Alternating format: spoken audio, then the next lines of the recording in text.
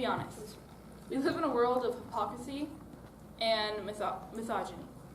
Not that it's not getting any better, but I think we're all missing the point. Do we really think twice about what we teach our children? The generation that will one day lead our country, run our government, try to fix the economy?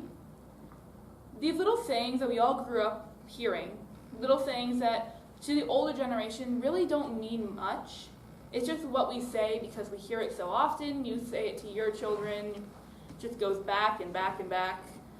Do these really mean anything now? Because I went back recently and I reread some of the old quotes that were given to me when I was little, and they kind of hurt me, I think, growing up. Going through the awkward stages of life, I feel like some of these little quotes actually didn't help me growing up that much. Why? Because I feel like they're fueling our gender roles.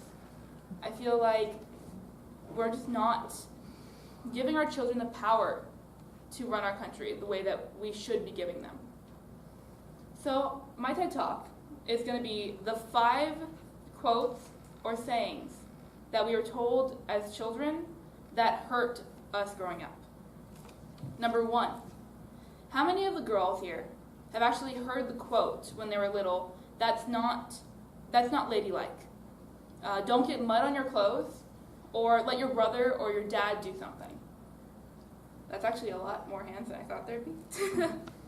So when we hear this, why is it that our parents think that something's not ladylike?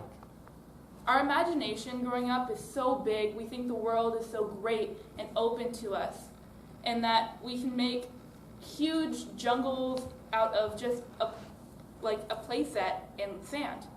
And yes, sand is dirty, and I've ruined so many pairs of pants and shorts in the sand when I was little, but imagination is messy. Being a child is messy. Why are we telling our children that it's not ladylike to sit in sand? It's not ladylike to just build and to let your imagination grow. Everyone's heard it, and why are we limiting the fun of being a kid? Why we all played ball when we were small, played in mud. Why is this a gender issue? Imagination is imagination. And kids think the world's great. Why are we limiting the girls' fun when we're not limiting the boys? And number 2, this was a big no-no on my list because it actually was recently used on a cousin that was only 4 years old. And she came home crying because a little boy in her class had actually thrown something and hit her. And we all were like, I came up to her and I was very sad that someone actually hit my little cousin. I'm very protective. And my aunt comes in, and what she says to her is that when a boy hits you, it means they like you. Why are we teaching our children that if someone hits them, that it means they like you? That you should forgive someone who hits you just because they have some attraction to you? What are we really teaching our children or our little girls what it's like to when you're older? Why are we teaching them that abuse is okay? To be hit by anyone is okay. It's not, by the way, boy or girl. Doesn't matter who hits you. Doesn't matter where it is or why. It's not okay.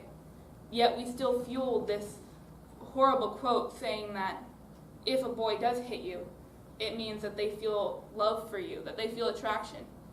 But when this girl grows up and she gets in a relationship that she doesn't want to be in anymore and someone harms her, and she goes back to them saying they didn't mean it, was it because when they were little we told them it just means that the boy likes you more? It's something to think about. And telling our next generation this, it's not okay. Not anymore. Number 3, boys don't cry. Boys do cry. I think we all cry. It's a human body function. It's something that we do to relieve stress, to show someone that we are in pain. So why can't our boys be in pain? Why are we saying that when a girl cries, they should be pitied, that they should be held because they're crying, oh my gosh, that's so sad. But when a boy cries, they are told to suck it up, to be the better man because that is making them weak. Why is crying considered weakness? I think everyone should have the right to show their emotion. I mean, life is pain. Life is hard. we should all be allowed to show the hardship that we're going through with tears. Number 4, you play ball like a girl. You hit like a girl. I am a girl. And if I grew up with many boys teaching me how to hit, how to play ball, and that doesn't make me any less than them. I think the fact that I can hit, I can play ball, doesn't have anything to do with the fact that I am a girl. It just happened to happen that way because I like to play ball. So when a girl is on a team and you tell them they hit like a girl, that makes no sense. They are a girl. They do hit like girls. But when a boy's on a team and you tell them they hit like a girl, it's a weakness, that they are not hitting hard enough. We are sisters, we are mothers, and we are fighters too. Why is becoming a girl or being a girl an insult?